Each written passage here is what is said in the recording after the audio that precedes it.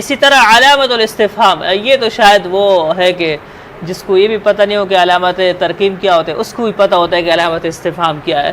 یہ تو ہم میتھ میں بھی پڑھ چکے ہیں. علامت الاستفہام سوالیہ نشان. آپ کوئی سوال کرتے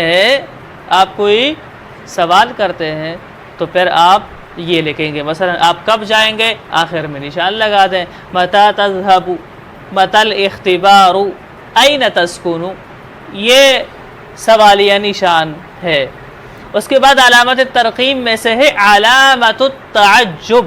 علامت التعجب، الف ہوتا ہے اس کے نیچے نقطہ، الف کے نیچے نقطہ ہوتا ہے، ایسی اس کی شکل ہوتی ہے، اس کو کہتے ہیں علامت التعجب.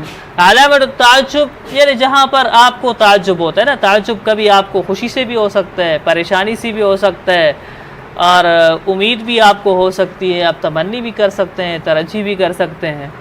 تو مختلف تعجب کی صورت ہے، ان تمام کے اندر آپ اس کو لکھ سکتے ہیں. مثلا آپ کو تعجب ہوا کہ چیز بڑی اچھی ہے، ما اجمل القمر، ما اجمل القمر، چاند کتنا خوبصورت ہے.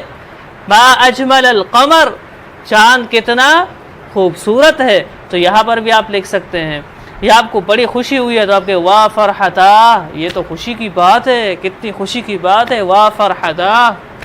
تو اب یہاں پر بھی آپ اس نشان کو لکھ سکتے ہیں. یا اسی طرح واہ حسرتا، ہائے افسوس، تو اس کے بعد بھی آپ لکھیں گے غم کی بات ہے، غم کا تعجب آپ کو ہو رہا ہے. اسی طرح آپ اگر تمنا کرتے ہیں تو مثلا لیت اللیل ینجلی، کاش کہ رات گزر جائے، ختم ہو جائے، روشن ہو جائے، تو اس کے آخر بھی آپ لکھیں گے.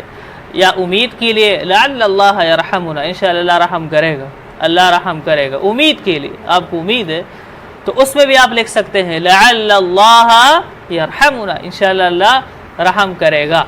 اس کے